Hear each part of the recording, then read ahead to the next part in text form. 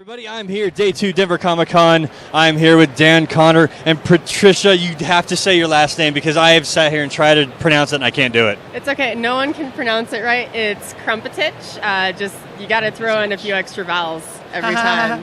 But I promise that's how it's said. It doesn't look like it, but that's how it's said. Krmpotich. Well, how's the con been for you guys so far? Oh, it has just been a blast. I feel like this is just the best Denver Comic Con I've been to yet. Like everyone is just kind of really relaxed, just trying to have fun. Everyone is just extremely friendly, and just the setup is really nice this year. How they just expanded the entire floor. There seems to be more airflow actually that's going on this year over years past. The little switch up that they did this year, moving different things around, has really kind of changed things up, and it made it the flow a little bit better. Yeah, I fully agree. I mean, they've got the Celebrity Summit and the food court area are in different places, and it definitely gives so much more space here that it works really well. So yeah, I'm having a good time. Everybody coming around is being great, having fun with everybody, browsing and good conversations. So yeah, it's been great. So what's new with My Gal the Zombie and the world of Dan Conner and your new writer friend Patricia here? Yeah, so this is actually the only exclusive comic for Denver Comic Con this year. I mean, there was an approval process, and this one was approved, so I'm really excited. So she wrote that. I drew half of it, and then half was drawn by Aaron Anchetta, who drew. He was one of the art assistants in Scott Pilgrim's Finest Hour. It's volume 6 of that series. So that one's really fun. It has a story with one of my favorite groups, the Huntingtons. And Patricia wrote it, so she can tell you about it. And honestly, she did a very good job, a great job. Well, tell us all about it, Patricia.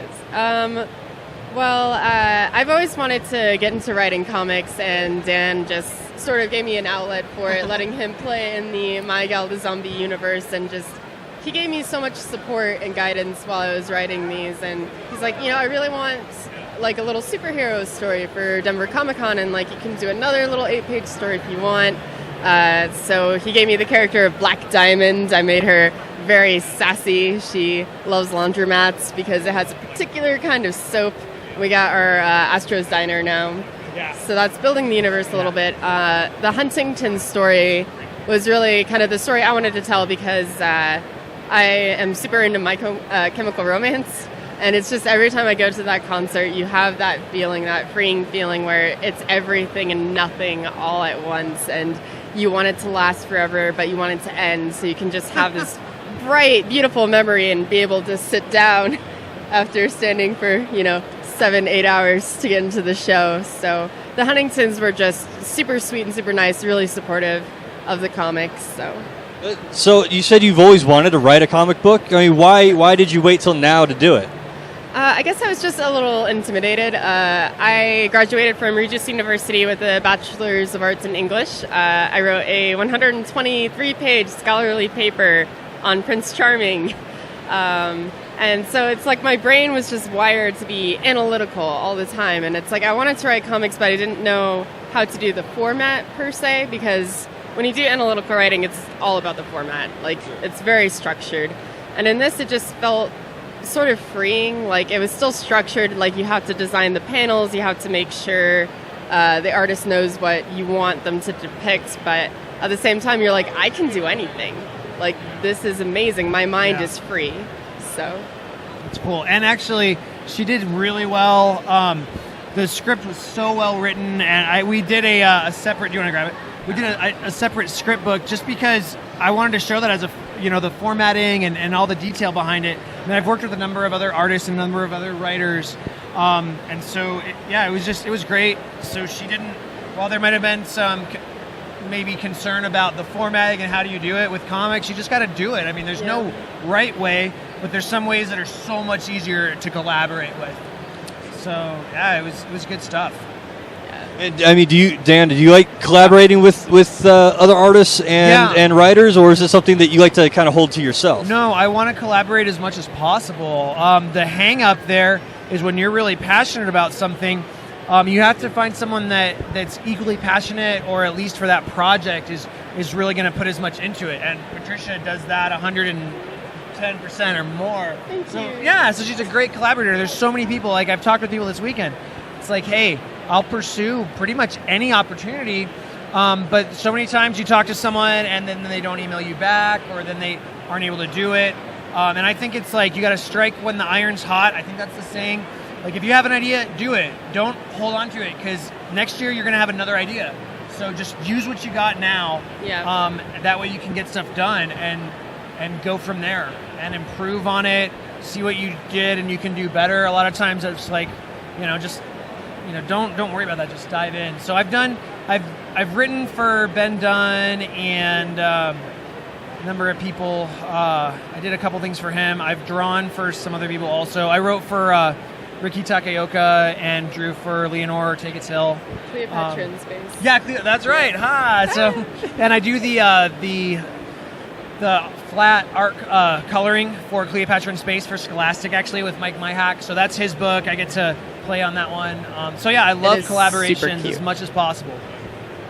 Definitely awesome. Recommend Cleopatra in Space. It is really adorable. Good. So Really cute is. I could die. Seriously. We could both not be alive. It's really good. So, Patricia, is this your first time as a someone from this side of the table coming as a creator? As a creator, yes. So these two stories are the very first comics that I wrote. Dan and I have been mulling over some other ideas for... Yeah, there's more coming. There's more coming, definitely. I've done a little writing for the My Gal the Zombie show, just like I did Monster cereal reviews. I've done some interviews, which are really fun. I finally get to work creatively, which is amazing. But it's definitely my first time as a creator. Not my first time behind a table, though, right. Because I saw a lot of artwork for artists who can't make it to shows because they're at other shows. And honestly, there's nothing I love more than just gushing about artwork, because it's just, these people are so talented and so creative. Like, I just love Dan's work so much. Like, just the Archie with the Bewitched Sabrina style, and it's just so heartwarming and cute. Yeah, and those are the influences right there. A lot of Bewitched, actually. A ton of Yeah. Bewitched influence. Well, I mean, it does stand out. Your style thank you. does. I mean, I tell people all the time that it's a definitely Archie inspired. Yeah. That's what I see with my Yeah. non-professional artist eye. That's the goal. Dan DeCarlo specifically, I mean, I could, if you're an Archie fan and there's a ton of people like that, you can talk specific Archie artists and be like, normally you want to be able to look at a page and know which Archie artist drew it. Now, to the casual eye, it all looks very similar. But there's a few things that everybody has going on. And so Dan DeCarlo is revered most by a lot of folks as really one of the best Betty and Veronica artists. I really love his work on Josie. I love Josie and the Pussycats, but the pre-band, just the regular Josie series, I think is the best example of the comics medium. So I love getting those issues from the 60s when I can. So a lot of influence from that, but especially now, you can see it a little bit more on this piece here. I'm trying to go back to some of my more manga roots that I was drawing with earlier. And then because basically I just wanted to say I want to draw like DeCarlo as much as possible. And I did that for a while, and I was really happy with those results. So now I'm trying to free it up a little bit more again and have something that evokes Archie and evokes DeCarlo like completely, because I love it, but has so many, more, in some ways just a little bit more freeform, more manga again, and more unique, more that's just my own. But nope, I love it. And that's actually the reason why Dan draws the noses kind of going up instead of down, was because of DeCarlo. That's right. And Josie and the Pussycats. So. What were some of your inspirations, Patricia? I'm very inspired by, I grew up watching really old Batman and Robin show, like the old Justice League show, just growing up in all these superhero shows and all of these horror movies. Like, my dad had me watch Tales from the Dark Side when I was 3 years old. I don't even think I've seen all of that movie. Yeah. So these things are kind of the pillars of who I am. It's like superheroes and horror especially. I can't get enough of it. I kind of say, oh yeah, slasher films are kind of like my happy place, because I get to see Freddy and Jason and they murder like teenagers, and that for some reason makes me really happy. So happy. So happy. But just influenced a lot by those two genres especially, and then just by music in general. Dan and I share really huge passion in music. A lot of the same groups too. Yeah. Well, and I think it was neat for how you very much took like your love for My Chemical Romance, who's a great band. The best band ever. And then we were able to work with the Huntingtons and kind of channel that into another group that also I've been like, they're one of my favorite groups. I've said before, the Huntingtons are like the soundtrack to like me. Like if I had any band that just evoked stuff like my thoughts and growing up and all that, like it's the Huntingtons. I've been listening to them for almost 20 years, so it was really cool to take kind of that background from both of us and put it in. And they're from Maryland. They're playing shows, not a ton, like they're not doing tours, but they're great. Check them out for sure. Yeah, and it's just really amazing how you can translate this really strong love of music between like two completely different bands. And it's just like, while I was writing it, like I would listen periodically to My Chem, and then I would switch to the Huntingtons, and I'd want to dance because the Huntingtons are just so full of passion and life. Like they have kind of a Ramones sound to them, and they're just so much fun but heartfelt at the same time, and it's kind of like it is with My Chem. Yeah, and I was actually doing the same thing. We didn't really talk about it, but because then as she was talking a lot about the inspiration from My Chemical Romance, so I was getting those records from the library and listening to pretty much all of those. So I was kind of doing the same, but I didn't know that. I guess I should have figured it out. But yeah, the Huntingtons they've played with a few of the different Ramones members. They backed up Joey Ramone at a couple shows before his passing. May he rest in peace. So yeah, good stuff. And if you get a chance, watch them play live on YouTube because it is so much fun. They're so energetic. Yeah. So. Yeah. And we've got a soundtrack. I just put it down. I mean, we love music. There's a lot of punk rock, and we work with Stay Sick Pictures, which is from Hairball 8 Records. That's put out a ton of great groups. The Coffin Cats is one of the biggest ones, and on compilations they put out tons of groups as well. Even like Blink-182, they put out an early Blink track. So yeah, we've got that. There's music in every episode of the show. So there's a huge music backing and just a love of. But like for me, punk rock and related, it's just what I'm about. So there's a lot of that in there. Yeah. What shows do you guys have coming up? Well, we need to start on. We just got the Kickstarter completed. It was successful, so thanks everybody. We need to get on our second season. So we're going to be doing one for on Red Riding Hood and the Monsters. It's a Spanish movie by the same K. Gordon Murray, our good friend who brought the Santa Claus. You have an I Love Lucy phone case. It's amazing. Your mom has that. I love it. She doesn't hear me now. You're going to have to splice in a photo of that. I love I Love Lucy. Same producer as Bewitched, one of the people. Can't say the name, forgive me. But that being said, so we got another movie. It's so good. Because they didn't really care about copyrights. So there's the Wicked Witch or whatever, Evil Queen from Snow White. It's like in that movie. Like it's the same costume. And then I want to do this season Carnival of Souls. I want to do a Wizard of Oz special with using old public domain because we only use public domain stuff. There was a couple other and El Santo versus the Vampire Women. Another, again, K. Gordon Murray brought it from Mexico. Those movies are so good. They're so crazy. So yeah, those are coming up. Well, where can people find you guys on the social medias? MyGalTheZombie.com is the main website, and then Justine is on Instagram. MyGalTheZombie, that's our actress. MyGalTheZombie effects. Go ahead for yours. You can find me at Twitter at VXZoomXCat. Same with Instagram. Right. And I'm Crazy Good Connor on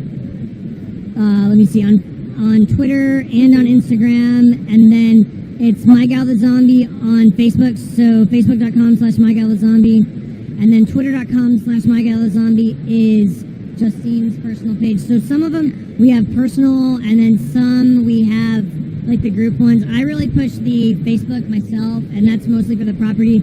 Justine's makeup page is actually, she had like, it was either like thousands and thousands of views of her last like video on there, but she does a lot of, she has like 8,000 followers. I think it was 14,000 views of her last little video, Instagram video. I mean, they're shorter, so little being short. Yeah. She does a lot of different makeups on there too. And you have one flyer on the table I have not mentioned yet. You have a couple events or panels coming up here at Denver Comic Con, and they are what, today and tomorrow, or are they both today? Well, my first panel that I'm doing, this is all for the Page 23 Literacy Conference. The first one is His and Hers, the Struggle of Superhero Gender Representation, and that is today from 3 to about 4:20. And that one I'll be discussing the evolution of the female superhero via her costuming, so moving away from sex pot more to strike force. And then tomorrow is sort of my baby panel, coming from I Love Horror So Much. At 1:30 to 2:50, I can't talk now. I'm on the panel Misrepresentation, Lost Female Voices in Pop Culture, where I'm talking about the lack of focus on the final girl in horror slasher films, and how we always seem to remember like Freddy and Jason, but we never remember Laurie and Alice and Nancy and Sydney and Sally. And it's really weird because Jason Voorhees isn't even in the first Friday the 13th movie, but we always remember him over Alice. He doesn't make his appearance until 1 hour into part 2, and he doesn't don his hockey mask until part 3. Nobody even thinks about that. No, but like, we remember him over Alice. It takes him 3 movies to identify himself. Yeah. So it's just, it fills me full of feminist rage. Yeah, no, I hear that. And well, even like I don't know if you see my shirt, but Bride of Frankenstein's my favorite film, Yeah. and it's named after her, or the potential fiance of Dr. Frankenstein. A little bit to think about there. But she's only in the film for like 5 minutes. That's why you only see like 10 photos, because that's all there is. And I wish there was a film that was her, like all about her. And there's not, and that's okay. But I don't want there to be like a remake all about her. That no, sorry, Sting, whoever else was in that, Jennifer, one of them, Connolly, I think was in it. No, I mean it was okay. Like Sting, you're great. I like The Police or whatever, but I wasn't really into that the Bride movie is called. I don't really remember. Yeah. Awesome. Everybody that's here at Denver Comic Con, be sure to stop by Dan Conner's table. Awesome guy. Great people to talk to. Patricia's awesome as well. Get a sketch. Talk. Buy some stuff. Get some hot sauce. Yes. All of the hot sauce. Row D. I don't know what number you are, but It's the Row D, but it's Artist Valley 1, 2, 3. Yeah, you know me. That's what I've been there you go. because of that song, but I'm not. Anyway. Well, thanks a lot for you guys for taking the time to chat with us, and hope you have a good rest of your show. Yeah, I hope you guys do also. It's great seeing you. Thanks Always. a ton. Thank you, Dan. And I can't wait to see this video and use all the photos that you took for like everything. I'm going to use them all over the place. Yeah, thank you so much. Thank you, Patricia.